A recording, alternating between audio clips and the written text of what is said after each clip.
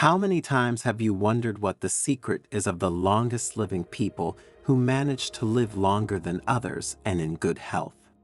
In this story, thanks to Buddhist wisdom, we will discover 3 simple rules that, if followed daily, are able to improve the quality of our life.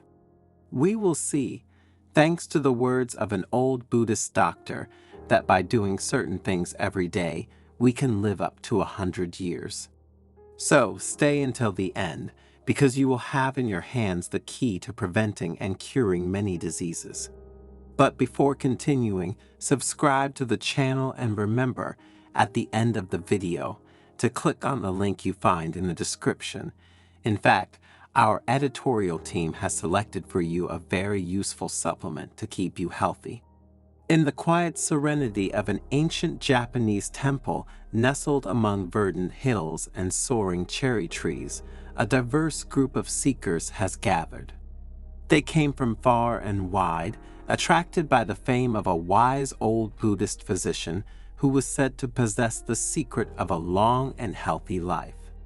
The air was filled with anticipation as the venerable physician, with an air of calm wisdom and a gentle smile, took his place on an elevated cushion. The doctor's name was Hiroshi, and his fame as a healer and scholar had spread far and wide. He had spent his life immersed in Buddhist teachings, studying ancient medical texts, and practicing the art of healing through natural remedies and mindfulness. His knowledge was said to be immense and his abilities unmatched. As the morning sun cast long shadows across the temple grounds, Hiroshi's voice rang with the wisdom that only years of silent reflection and dedication could bestow. "Welcome, my friends," he began. "I am honored that you have traveled this far in search of wisdom. Today, I will share with you 3 simple daily practices that, if adopted with heart and diligence, can lead you to a life of health and fulfillment, both physically and spiritually." A palpable excitement stirred among the audience. Some were clinging to the edge of life, afflicted by disease and the disappointments of modern medicine.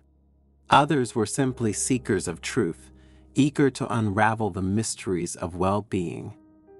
Hiroshi raised a wrinkled hand in silence all over the room. "The first practice," he announced, "is the consumption of warm water and lemon every morning upon awakening." A murmur rose in the crowd. Such a simple solution seemed almost too good to be true. But Hiroshi continued undaunted, explaining the profound wisdom behind this seemingly trivial act. "The body," she explained, "is a temple, and like all temples, it must be cleansed regularly. Warm lemon water acts as a gentle detoxifier, eliminating impurities accumulated during sleep and starting the digestive system." He detailed the benefits, citing ancient Ayurvedic texts and modern scientific research to support his claims. "Lemon juice," he said, "is rich in vitamin C, antioxidants, which strengthen the immune system and protect against disease. It also stimulates the production of bile, which helps break down fats and improve nutrient absorption." The audience listened intently as Hiroshi listed the myriad benefits of this daily practice, from aiding weight loss to improving skin health, from increasing energy levels to preventing kidney stones. The warm water and lemon elixir seemed to be a panacea for a variety of ailments. Most importantly, Hiroshi emphasized, this practice cultivates awareness and intention. By starting your day with an act of self-care, you set a positive precedent for the rest of your day. You acknowledge the sacredness of your body and commit to your well-being. The doctor's words resonated deeply with the listeners. Many of them had neglected their bodies, victims of the frenetic pace of modern life. Now, they were inspired to take an active role in their health, starting with this simple ritual. Hiroshi then moved on to the second practice, eliminating sugar, refined carbohydrates, and processed foods from one's diet. This was a bitter pill to swallow for many, as these substances had made their way into every corner of modern society, tempting palates with their addictive sweetness and convenience. The food industry, Hiroshi said sadly, has become a labyrinth of deception. The foods that once nourished our bodies have now been stripped of their vitality and loaded with chemicals that cause chaos and disease. He has spoken at length about the dangers of sugar, calling it a white poison that fuels inflammation, suppresses the immune system, and contributes to a host of chronic diseases, from diabetes and heart disease to cancer and Alzheimer's. Refined carbohydrates, he continued, are no better. They are quickly broken down into sugars, causing blood sugar spikes and leading to insulin resistance, weight gain, and an increased risk of developing type 2 diabetes. Processed foods, with their endless lists of additives, preservatives, and artificial flavors, were also anathema to health, Hiroshi said. These chemicals disrupt the delicate balance of our gut microbiome, compromising our digestion, immunity, and even our mental health. The public was shocked by the gravity of the situation. They had been unwitting accomplices of a system that favored profit over health, lured by the sirens of convenience and pleasure. But Hiroshi didn't just paint a bleak picture. He offered a solution, a path back to wholeness and vitality. The answer, he said, is to embrace a diet of whole, unprocessed foods as nature intended. He urged his listeners to fill their plates with fresh fruits and vegetables, legumes, nuts, seeds, and whole grains. These, he said, are full of nutrients, fiber, and antioxidants that nourish the body and protect against disease. And don't be afraid of healthy fats, she added, because they are essential for brain function, hormone production, and nutrient absorption. Choose sources like avocados, olive oil, nuts, and seeds, and enjoy them in moderation. Hiroshi acknowledged that the transition to a healthier diet could be difficult, especially in a world where unhealthy options were ubiquitous. But I urge you to persevere, he said, because the rewards are immeasurable. When you nourish your body with healthy foods, you also nourish your mind and spirit. She spoke about the interconnection between food and mood, explaining how a diet high in processed foods and sugar can lead to irritability, anxiety, and even depression. In contrast, a diet rich in whole, nutritious foods can promote emotional stability, mental clarity, and inner peace. The listeners were fascinated by Hiroshi's words. They had come to the temple seeking physical healing, but now they were realizing that true health also included mental and spiritual well-being. Finally, Hiroshi came to the third practice, regular physical movement. The body is made to move, he said, but modern life has made us sedentary, chained to our desks and sofas. She deplored the harmful effects of a sedentary lifestyle, citing research linking it to an increased risk of obesity, heart disease, stroke, diabetes, and some cancers. Our mental health also suffers when we don't move, she added, as exercise is a powerful stress reliever and mood booster. But Hiroshi wasn't advocating grueling exercise regimens or gym memberships. He stressed the importance of finding activities you enjoy and can sustain long-term. Even a simple daily walk can make a big difference, he said, as long as you do it consistently and mindfully. She encouraged her listeners to explore different forms of movement, such as yoga, tai chi, swimming, dancing, or simply playing with children or grandchildren. The key, she said, is to find something that brings you joy and makes movement an enjoyable part of your life. Hiroshi also stressed the importance of listening to your body and avoiding overexertion. The body has its own wisdom, he said, and we must learn to trust its signals. If you feel pain, slow down or stop. If you feel tired, rest.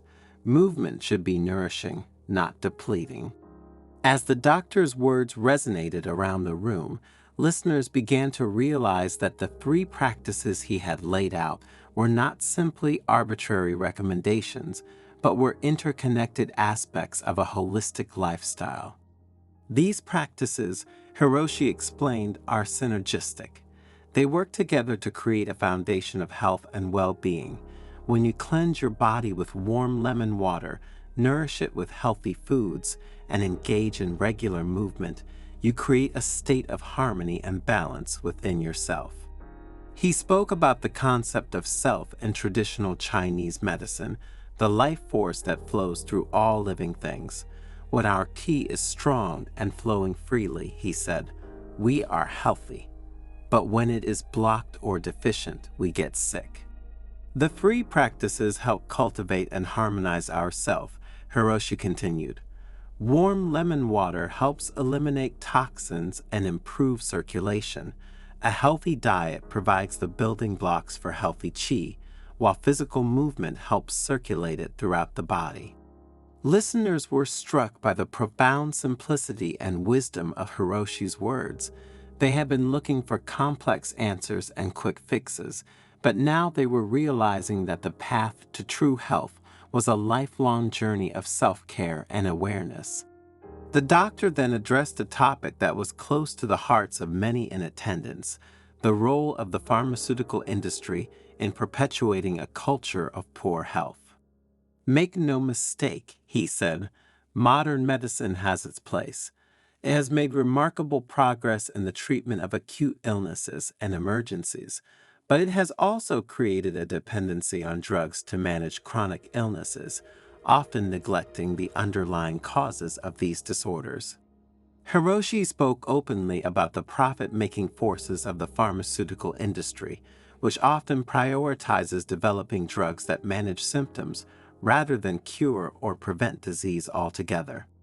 This creates a vicious cycle of addiction, he said, where people become addicted to drugs for life without ever truly addressing the underlying problems that cause their poor health in the first place. He cited the example of type 2 diabetes, a condition that has become increasingly prevalent in the modern era. This disease, he said, is largely preventable and even reversible through lifestyle changes like the ones I've described. Yet millions of people around the world rely on medications to manage their blood sugar levels, often suffering a host of side effects. The pharmaceutical industry, he continued, has a vested interest in maintaining the status quo. It makes billions of dollars selling drugs for chronic diseases and has little incentive to promote natural and holistic approaches to health. The listeners were shocked, but not surprised by Hiroshi's words. Many of them had experienced firsthand the limitations of conventional medicine and had begun to question the wisdom of relying solely on drugs to manage their health. But Hiroshi didn't offer a message of despair.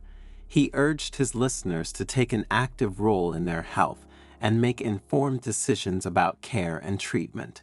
Educate yourself, he said. Ask your doctors questions and don't be afraid to explore alternative approaches. There are many qualified health professionals who practice integrative medicine, which combines the best of conventional medicine with natural therapies and lifestyle changes. Seek these people out if you feel the need, and work with them to create a personalized health plan that addresses your unique needs and goals. As Hiroshi's talk drew to a close, he reminded his listeners that the path to true health was not a quick fix, but a lifelong commitment. These practices are not magic pills, he said. They require discipline, patience, and a willingness to change. But I assure you, he continued, the rewards are worth the effort. As you cultivate these practices, you will begin to experience a new sense of vitality and well-being. Your body will become stronger and more resilient. Your mind will become clearer and more focused, and your spirit will be lighter and more joyful.